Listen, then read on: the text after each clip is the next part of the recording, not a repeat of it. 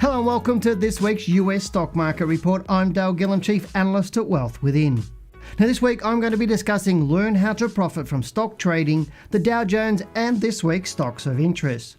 Before we jump into the report, I'd just like to mention that if you have any thoughts on this week's report, please comment below and be sure to subscribe to our channel so you keep up to date. Let's get into this week's report.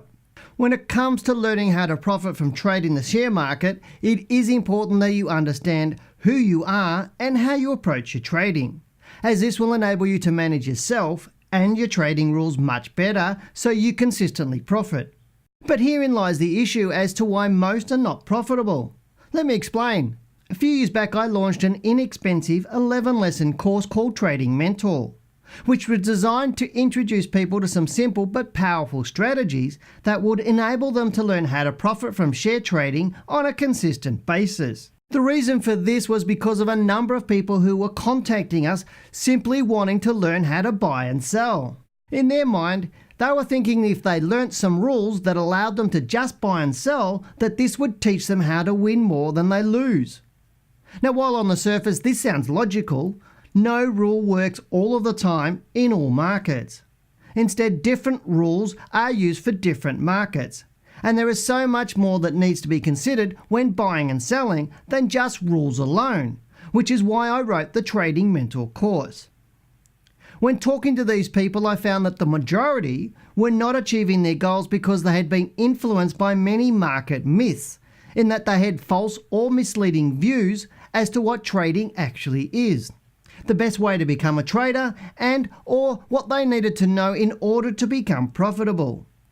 Interestingly, quite a few said that they were traders, while others had been dabbling in the market for several years, and most, if not all, had read books, completed one or more weekend courses, or scoured the web looking for that holy grail, and yet they'd still not learnt the strategies that would allow them to become profitable on a consistent basis.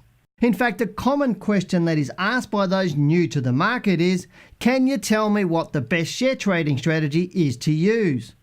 Now, when somebody asks this question of me, it tells me that they are just not really a trader. Not just yet anyway, because if they were, they would already know how to implement their own strategies that would deliver the results that they are seeking. Now, it also tells me that they haven't gained sufficient knowledge to learn how to profit from share trading, or they haven't put in the effort to develop the skills to be able to work this out. But irrespective of whether you are new to trading, looking to get into trading, or have been trading for some time, let me share with you 7 strategies that are invaluable to you if you truly want to learn how to profit from share trading on a consistent basis. No doubt if you're a regular on my YouTube channel, or you've read a number of my articles, you would have heard me say that trading the share market successfully is not about how much money you make on any one trade, it's about how much you do not lose over time. In other words, it's about minimizing risk, not maximizing profits, and the most efficient way to minimize your risk is to set a stop loss. Now, a stop loss is simply a price point where you want to sell to preserve capital if a recently entered trade turns against you, or to protect the profits of a winning trade. Now, unfortunately, most traders either don't use stop losses or they don't know how to set them properly, and therefore they get stopped out way too much. Many are also poor at actually exiting trades, even when a stop is triggered, and as such they are largely unprofitable over time. So my number one rule is to always protect your downside risk. Now let me ask you, if you were about to have brain surgery, would you prefer an intern or a highly skilled surgeon with 10 or more years experience? I often ask people who tell me that they're traders if they would give all of their money to somebody with their level of skill and knowledge to trade, and the answer is always a resounding no. Yet the majority don't see until it's too late that their success in profiting from trading is directly correlated to their level of knowledge and skill. Now, most would agree that developing any new skill or technique in life is something that is developed over time. And learning to trade is no different. Just having knowledge about a technique is not enough, because there is a vast difference between knowledge and understanding. Knowing what a trend is does not mean you can make money from it. But understanding how you make money from it and developing the skill to do so is the most important skill you can develop. Sadly, most traders do not put in enough time and/or effort to achieve this. Many falsely believe that because they've learnt about a technique in a book that they will instantly be profitable. Yet this is so far from the truth it's not funny. To be successful, you need to test the technique and, more importantly, your ability to use it properly so as to build skill in applying it correctly in the right situations. So rule number 2 is to put in the effort by gaining the knowledge, skill and experience. And I guarantee if you do this, you will succeed. Now there's an old saying that you get what you pay for, which definitely rings true in the share market. Another is that your education will cost you one way or another. Now all too often I find those starting out wanting to trade Forex, options and contracts for difference because they mistakenly believe that they can make more money quickly and with less capital. And while this is true for experienced traders, it is the opposite for the inexperienced, as they don't have the required knowledge or expertise to trade these highly leveraged markets successfully. The key to profiting from share trading is to take a slow and steady approach and to build your knowledge and skill over time so that you're in the market long enough to gain the experience needed to ensure your longevity in it. Now, would it surprise you to learn that the life expectancy of a trader attempting to trade these highly leveraged markets can be measured in weeks and months, not years? Think about it. Would you get onto a plane where the pilots only just read a book on flying? Now, it's unlikely because the risk would be way too high. Well, the same applies when trading highly leveraged markets. It requires you to have a high level of knowledge, skill and experience. But it does explain why those who do not possess these attributes end up going down in flames. So rule number 3 is to always follow rule number 2. Now, there are 2 emotional vehicles that drive the share market, and they are fear and greed. Now, greed dominates the emotional landscape of traders when times are good, whilst fear dominates when times are bad. In a rising market, many people leverage to the hilt, trading just about anything that moves, with the rising market generally hiding their mistakes. However, just as leverage can significantly increase returns, losses are also magnified, particularly in a falling market. Now, unfortunately, those new to the market are often enticed by fancy marketing gimmicks and the potentially high returns that can be gained from trading Forex, CFDs, options, warrants and futures, yet most fail to make anything. This is because the streets become littered with wannabe traders who have lost their capital and sometimes more through the overuse of leverage, poor skills and fear. Given this as a general rule of thumb, if you cannot profitably trade blue chip shares on a consistent basis, do not attempt to trade other instruments because the results can be and sometimes are devastating. So rule 4 is to always leave a safety margin when trading leveraged markets, in case things go wrong, which means to avoid using all of your available funds. Now, we've all heard the saying, don't put all your eggs in one basket, and there is a good reason for this. Simply because if you place all of your money in a trade and that trade goes bad, you stand to lose all of your money. And yes, I have seen many traders do exactly that. So it makes sense to diversify your money, but how do you do that? Rule number 5 is to always have 90% of your capital in a medium to long-term portfolio of high-quality stocks and only ever use 10% to invest in highly leveraged markets. Now, the 90% invested in medium to long-term portfolio, holding between 5 and 12 stocks and always be prepared to go to cash if the market warrants it.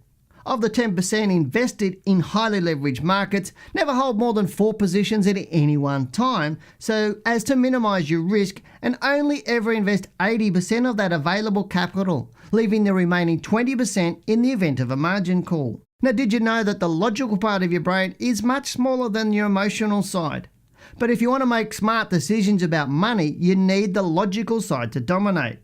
Yet the opposite is normally the case once a hint of fear or greed sets in, which is why we see otherwise intelligent people chase that get-rich-quick fantasy or hang on to stocks that have lost significant value. We've seen many times in recent history what the onset of fear and greed can do to individual stocks and the financial markets the world over.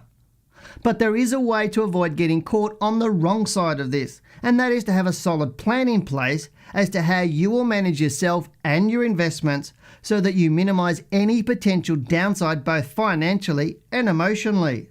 So rule 6 is once you have a plan, stick to it.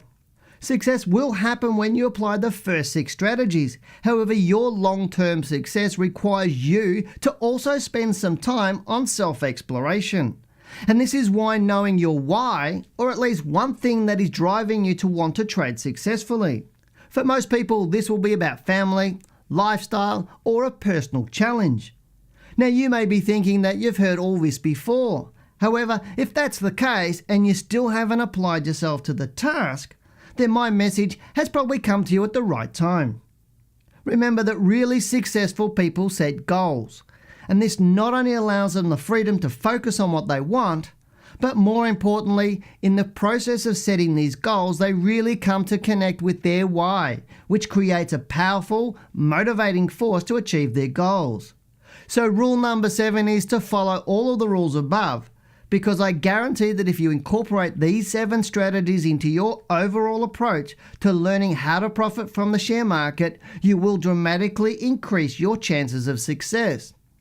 And if you are serious about learning strategies that will enable you to profitably trade the market on a consistent basis, I encourage you to enroll in my Trading Mentor course.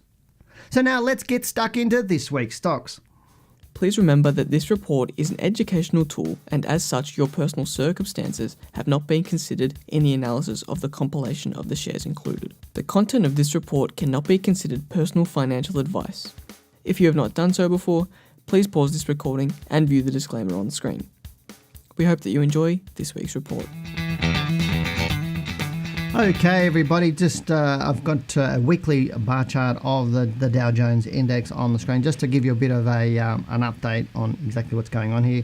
In Australia, it's a holiday on Monday, the 28th of January. It's a public holiday, so our market is closed. So I'm recording this on Friday, the 25th of January, so I've got data for the Dow for Thursday the 24th. So all the data is as of Thursday. So the stocks I'm looking at is Thursday's data, not Friday's data, as I normally would do. So just bear that in mind. So the closing prices that you may see today when you're watching this, and all percentages that you might have calculated yourself may be slightly different than what I'm talking about anyway. But at this point in time, the market is looking quite interesting, and I'm seeing a lot of information in seeing a lot of news out there in the US market of, hey, the market, China trade war, blah, blah, blah, all these sorts of things still going on, and people still being quite negative on the marketplace. Now, the interesting thing about the market is that there are stocks going up. Now, if you had an ETF last year, an index ETF, you wouldn't have done that well. But if you'd bought the top 10 stocks on the S&P 500, you would have done a heap better during the year. So to me, direct investing in the stock market is so much better than using things like managed funds, ETFs, those sorts of things. So really direct investing, and that's really what I teach in my book, Accelerate Your Wealth. So get into your local bookstore, buy Accelerate Your Wealth by Dale Gillham. It's your money, your choice. So get in there, or get it on Amazon. Just Google Amazon, get the book, get it delivered to you as well. So it will teach you some of the stuff that I'm doing here and how you can make money consistently. So on the screen is a weekly bar chart of the Dow, and you can see here how it has this week so far. It's open up a little bit lower on the Monday at 24,607, currently closing at 24,553. So it did push down a little bit. The interesting thing is it's come right back to give us a slightly higher close. So, well, not a higher close than it opened, but it's closing higher at this point in time. That's a really good sign that will say we're probably going to get another week up. If Friday does close high, if we get a higher high than 24,700 on this week's bar, that also augurs well for next week, maybe 1 or 2 more weeks up. That said, I am expecting the Dow to come down for 1 or 2 weeks anytime soon. So we may see, if this bar does not make a higher high than that 24,700, then I would expect a down week next week, maybe 1 or 2 weeks down. looking to test that low there back from December. So that low of the Dow at 21,712, we may be seeing a retest of that low. And that's really that's the exciting time for me. So right now it's a little bit too early to get into a lot of stocks and the Dow and looking at that. If it does come down for 1 or 2 weeks, stays fairly high, stays above sort of around about 23,500 points, and then starts to move up, that would say to me that 2019 is going to be a great year on the Dow, and I think it will rise quite well if it does that. So you could ignore most of the media. In fact, a lot of the media, when they're talking about things, I actually filter all of that out. I just look at the bar charts, because the bar charts tell me buying and selling and the number of buying and selling and the actual market psychology. News reports just tell us what is speculation and what might happen, but until somebody hands over some money for something, nothing's happening at this point in time. And right now the Dow's telling me it's looking a little bit more bullish. That said, as you know, if you've been watching these videos for quite some time, I did expect the Dow to sort of fall between 15 and 25%. It got close to 20%, so it's still possible it could go down to that blue line and it does, if it does start to fall over the next couple of weeks. So if you see a bigger fall over the next few weeks than 1 to 2 weeks, if we get into week 3 or week 4 and it's still falling, then it will move down towards that line with high probability. So right now it's too early to tell. I'm going to look at a couple of stocks. I want to look at Tesla because it was in the news more recently. It did have a bit of a downward move, and part of the reason why I want to talk a little bit about Tesla is I had a really, really good friend of mine that owns a Tesla. He owns the model, I think it was the Model S, the first one out, and he's ordered another one, the small SUV, and he absolutely loves his car. And great, I know a lot of people that own Teslas that love their car, but he rang me and he said, should I buy Tesla shares? I really want to buy them because I like what they're doing, I like their car, and I think their share price is going to do well over the coming years. And I said, no. I said, that's not the reason to buy a company. Now, Tesla has been in the news a lot over the last couple of years, but you can see here it's high at 386 in June 2017. Then a couple of months later, it had a high of 389 in September 2017. Then it had a high of 387 in August 2018, about a year later. It's struggling at that sort of level. It's not getting above it. There's lots of issues with Tesla. I think it's now moved down this week because it had to lay off some people. Now you've got every car manufacturer in the world looking at hybrid and electric cars and building them. And that's what I said to my friend is, you've got the big players of GM and Ford and all those other big players, the big European companies like your Mercedes-Benz, like your BMWs, all of those companies are buying or making electric cars and or will be making electric cars. Ford are retooling everything at the moment there in the US and put a whole electric car division together. So Tesla's going to get a whole lot of competition over the next few years. So it's not going to be that industry groundbreaker that it was at one stage, because this was an aspirational product earlier on, sort of like an Apple product, buying an Apple and what Steve Jobs did. But the market's coming to Tesla now, and it's coming very, very hard. So I don't expect this stock to do too well over the coming years. So don't buy a stock just because you buy its product. It's got to make financial sense for you, and that's really what I'm suggesting for you. A few other ones I looked at. PG&E Corp are in the news in the last day or so because of the fires that were in California. There was a big lawsuit pending on it. It's come out that they're not responsible, and so the stock bounced really, really heavy. If we look at the monthly chart, you can see how much it fell from this high here back in September 2017. Now, if I put my tool on here, you can see here how it fell to this low. It's nearly 92%, and it's come back to be down 80%. So, but if I go to the weekly chart, you'll see this week it's bounced really, really, really heavy based on the news. Now, generally, when you find out the news and you go to buy, pretty much most of the run is over now. They were about to file for bankruptcy because of those lawsuits. But you can see here the move this week. It was up 99% so far from opening to the close. And you can see that there, that's 99%. And if you look at the daily chart, you'll see what happened, and bang, it just took off like a rocket for that 99%. So that's what we're seeing right now on this stock. To me, would you be getting into that stock right now? I don't think I'd be getting into it right now. I'd like to see the dust settle a little bit before I generally got into something like this. This is an overreaction. It may come back a little bit. Wait to see whether it does file for bankruptcy, because even the threat of a lawsuit could push it into bankruptcy. So just sit back and wait a little bit safer. But if it does not file for bankruptcy or Chapter 11, it doesn't file for that. If it starts to move up and find some support, there's plenty of room to profit. A lot of time to profit, plenty of room to profit once it proves it's going up. So just sit back a little bit. These are the sorts of things I teach people in our trading mentor course. You can look at it on our website, wealthwithin.us. I'm teaching you how to understand the bars and the bar charts and how to read them, how to have some solid rules around your trading. Here's Starbucks. Now, Starbucks is in the news at the moment because they've had some good reports and are looking good. And you can see how it's been very, very bullish since 2008. Beautiful, and having its recent all-time high back in November, roughly around when the Dow was having its high. It's been a little bit bearish the last couple of months. Again, like the Dow, it's been falling away. But this last bar at this point in time is just showing a bit of indecision. You can see here it opened at $64, closing at 60, just below that at 64.74, so about 20 or 30 cents lower at this point in time, with a high of 66.76. So it's very indecisive, this bar. Be interesting to see what happens next week. I would like to see it close on Friday the 25th of January up higher than it opened, but if it doesn't, we may see some downward moves here, and then if it starts falling down and we get a down back next week, then you will most likely see it go below that $60.42. Often when companies announce great reports and all-time record profits, you see them fall away because the run's already happened, because the big end of town buy for those record profits. They know they're coming, so they're buying into that, whereas the amateurs and the mum and dad investors buy once they see the good announcements. The run's gone, guys. It's time to get out. And I'm not saying that's exactly the case with Starbucks, because it does look good. I'm just saying right now, don't get into it, because if it does fall away next week, then it's highly likely to go below $60. There'll be a better buying opportunity for you. So it's about being smart and having a process. And again, all of this sort of stuff I teach in my book, Accelerate Your Wealth, and in my trading mentor course in a lot more detail again. This one's called Teradyne. It's looking good. It's been a good performer this week. Very, very good performer this week. And you can see here, I actually like this one.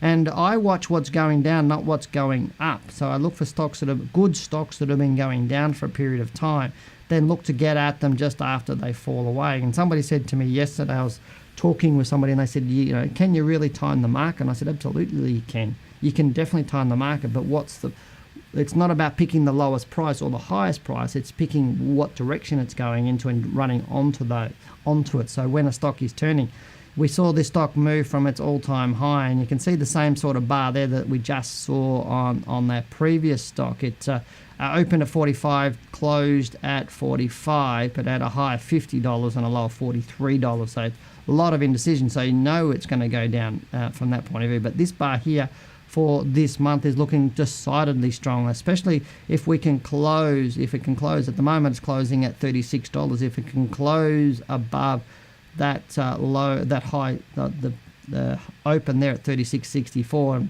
more better would be if it closed above the high of 37.13. If it can do that, then this stock may be very well on its way to starting a new uptrend. So I actually quite like it. You can see here the current week, quite bullish. So I'd like to see this stay up. But looking at that chart right now, I'd suggest we're probably going to get 1 or 2 weeks down and then move up. If it does move that, if it has 1 or 2 weeks down and then moves through that 37.47, that would constitute a good buying signal for me. So that's, again, stuff we talk about in our Trading Mentor course and teach you how to do that properly with rules and strategies around it. So get on our website, wealthwithin.us, have a look at Trading Mentor. If you've got any questions, shoot me an email. Happy to help you there. And you can subscribe online to it. That was my stock list for the US market. I just looked at all of that. So that's everything that I've got to talk about with the US market. Remember, you need to post some questions below, stocks that you want me to look at below. And, you might say, what has this Aussie guy got to teach me about US stock? He's in Australia. But the market is the market is the market. It doesn't matter whether it's China, whether it's Europe, whether it's the US, Australia. The market is exactly the same. How you trade it is the same. How you read the charts is exactly the same. It's just about having a good analysis there and a good process and a good structure. So that's it for me. Good luck, good trading. Talk to you next week. What are your thoughts? If you've got any questions, please comment below. Go and listen to our Talking Wealth podcast. They're available on SoundCloud and on our website. Now they're jam-packed with valuable information which will help you elevate your trading. Now, if you're serious about learning to trade the share market and you'd like more information about our courses, please click the link in the video description below. Thank you very much for watching this video. If you've liked the video, remember to subscribe to keep up to date. I'm Dale Gillham, the Chief Analyst here at Wealth Within. Goodbye, good luck, and good trading.